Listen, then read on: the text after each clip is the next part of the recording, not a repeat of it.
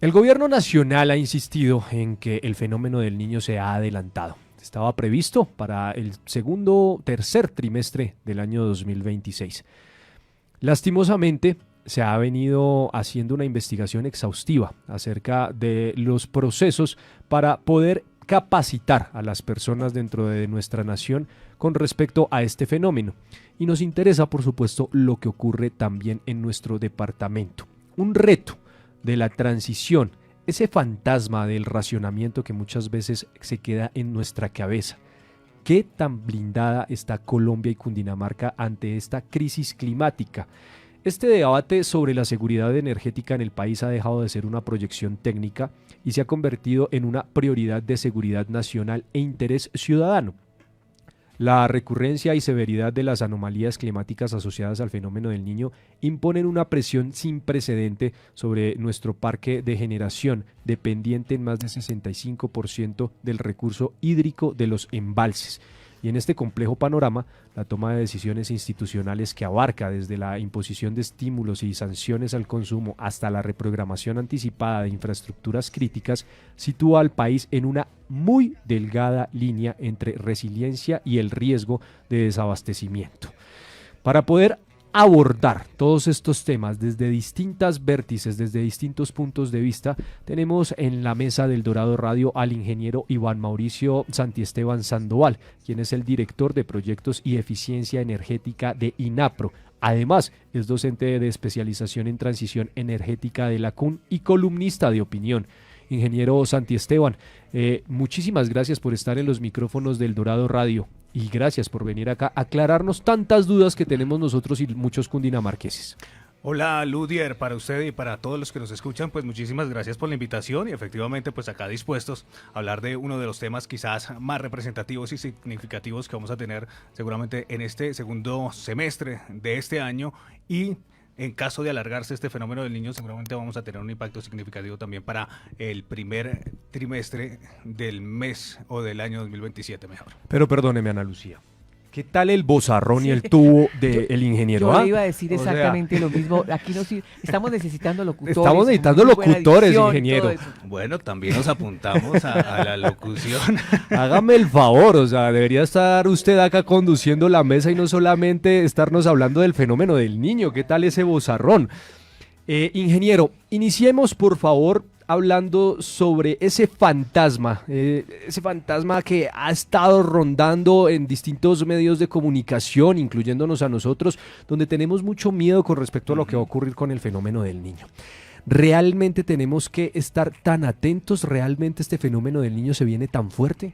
Bueno, lo primero que hay que mencionar y que hay que tener en cuenta, Ludier, es que pues evidentemente no solo la IDEAM, sí, que a través de sus monitoreos específicos pues ha levantado la alerta y ha generado pues obviamente este primer comunicado a través del gobierno nacional como suministro también de minas y energía, sino también la NOAA, cierto, que es la Administración Nacional Oceánica y Atmosférica, como la Universidad de Columbia también ha mencionado, sobre el principio a través de esos mapas de calor internacionales que cuando nosotros hablamos pues del Pacífico ecuatorial, tanto central como oriental, nos damos cuenta que efectivamente el fenómeno del Niño ha iniciado y desde ese punto de vista, a través de la tecnología que ha mejorado durante los últimos años en este tipo, pues nos damos cuenta que puede ser uno de los más severos desde el año de 1950. Entonces, como para contestar su pregunta, sí, es uno de los riesgos que nosotros tenemos, pero quizás es uno de los riesgos que actualmente nuestro país pues está sufriendo, entendiendo lo que usted mencionaba. Usted mencionaba que tenemos un 65% más en promedio los embalses, está entre un 65, 70, 74% de acuerdo al promedio que nosotros tenemos en los reportes que nos hace la Superintendencia de Servicios Públicos, pero adicional a eso, la NOAA y digamos que diferentes entes internacionales nos dicen, oiga, mire, si usted no ahorra, si usted no tiene una capacidad específica a través de no solo de los hogares, sino de las empresas, de las industrias, pues seguramente hay una probabilidad de que el 96% llegue ese niño entre noviembre, diciembre y enero, y la meta que nosotros tenemos o que tiene, pues digamos que el sector energético es que logremos para esos meses tener un nivel de embalses del 80%. Actualmente pues vemos que estamos en un 74, 69, 70% en ese monitoreo diario, entonces difícilmente podremos llegar llegar a ese 80%, de manera que si nosotros no logramos pues establecer diferentes estrategias que nos permitan pues acomodarnos a, digamos, a la contingencia, pues seguramente va a ser muy severo y que puede ser severo también en el año 2027 con un 63%, ¿sí?, de severidad, y que puede, digamos, que complicarnos un poco en caso de que sea fuerte. Ingeniero, duramos casi 2 años con racionamiento en Bogotá, en zona metropolitana, en la Sabana Norte, en la Sabana Occidente. ¿Esta vez vamos a volver a estar en racionamiento precisamente para cuidar los embalses? Digamos que acá algo que es importante, nosotros actualmente tenemos una diversidad energética, sí, lo ha mencionado el ministro de Minas y Energía, digamos que el nivel fotovoltaico que nosotros tenemos a través de la matriz energética llega al 18%, y eso pues obviamente genera una compensación significativa. Puede que sí nosotros entremos a un proceso de racionamiento quizás para el próximo año en caso de que logre extenderse este fenómeno del Niño, y eso va en la medida en que nosotros tengamos como compañías, también como empresas, como industrias, la capacidad de implementar protocolos, la capacidad de validar pues básicamente cómo están nuestros procesos y nuestras áreas, y adicional a eso pues tenemos también un reto significativo para lo que viene en el próximo año. En el 2023-2024 usted mencionaba que Bogotá pues evidentemente generó un proceso de racionamiento de agua. Acá, ¿qué es lo diferente? ¿Sí? Uh-huh. En ese 2023-2024 estábamos con una digamos que con una matriz energética en firme, o una energía firme de cerca del más 3%. Actualmente estamos con energía firme del menos 2.4%, lo que nos eleva a un reto significativo para el próximo año. Si ustedes miran o logran validar entre los meses de marzo, abril y mayo, pues ha crecido el consumo energético, ¿sí? Mayo se ubicó en el 8%, y entre marzo y abril estábamos entre el 5 o 6% aproximadamente, lo que sí nos lleva un reto significativo a tener, digamos que a levantar diferentes estrategias que nos permitan mitigar este fenómeno. Iván Mauricio, a mí me gusta colocarme siempre en los zapatos de los campesinos y de la gente de a pie.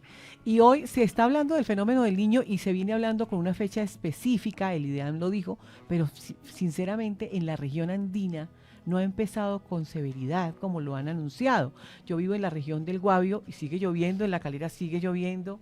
No se siente tan fuerte, afortunadamente, ¿no? Porque cuando hay días de calor se ve que va a ser muy duro si siguen los días así de fuertes. Entonces, en la región andina no ha empezado. ¿Cuándo van a ser los meses más severos o cuándo realmente lo vamos a sentir fuerte?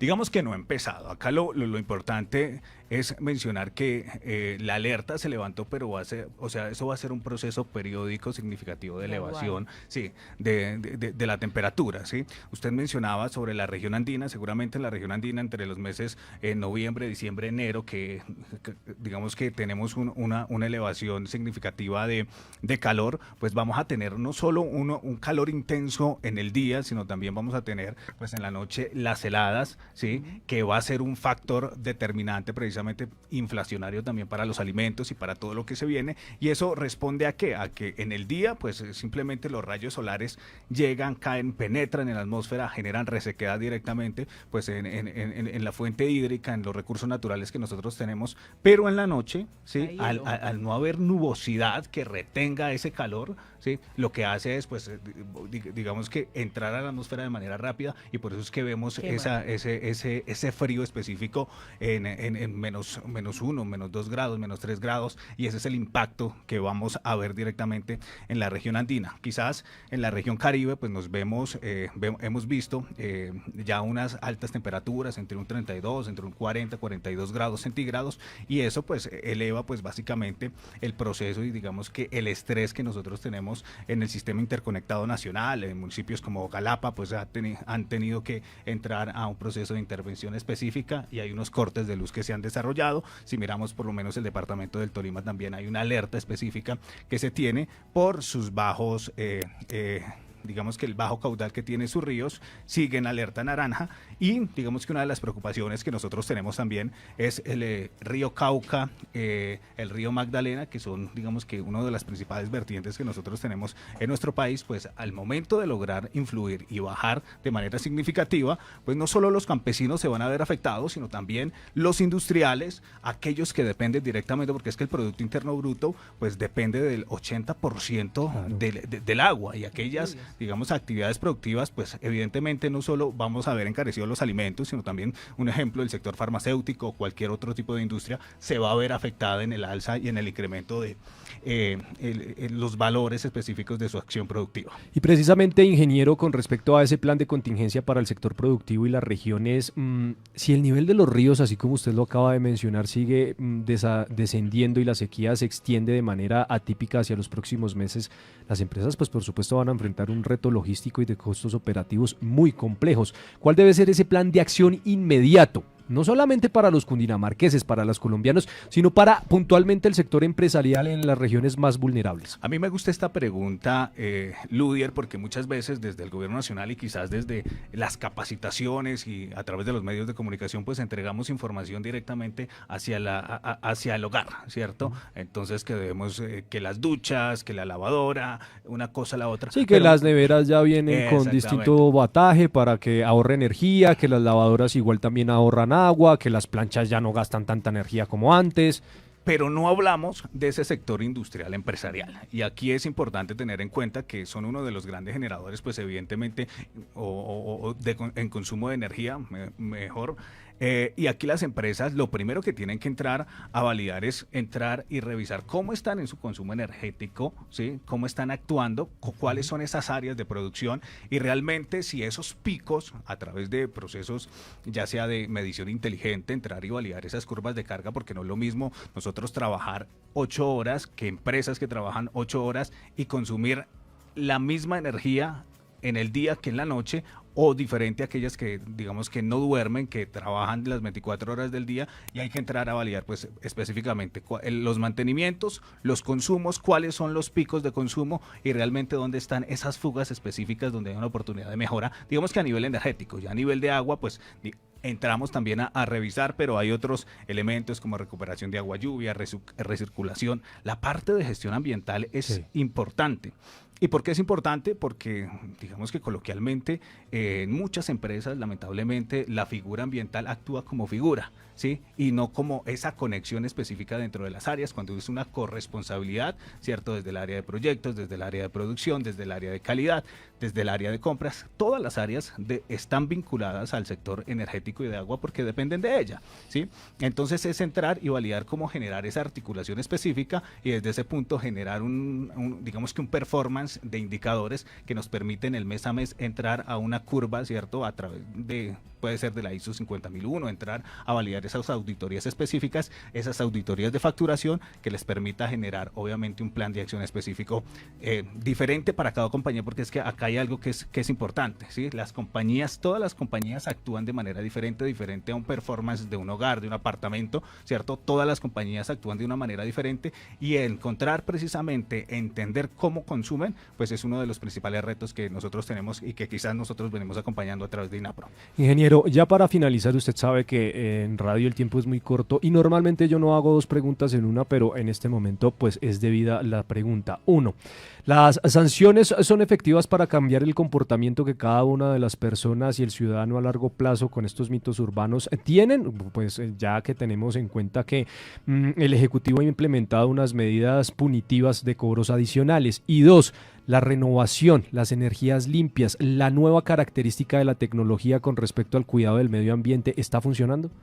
Ok, entonces hablemos de las sanciones, ¿sí? Digamos que las sanciones debería ser el último factor, ¿sí? o el último proceso que nosotros deberíamos empezar a revisar. Si bien es cierto, pues funcionan, lo que nosotros debemos hacer es entrar y de aquí voy a conectar precisamente con la renovación no solo de energía, sino de infraestructura, aprovechar precisamente los beneficios que tenemos a través del gobierno nacional. Cuando usted compra eficiente, ¿qué quiere decir? Que compra equipos por eficiencia energética, ustedes tienen la posibilidad de generar un proceso de deducción de renta, ¿sí?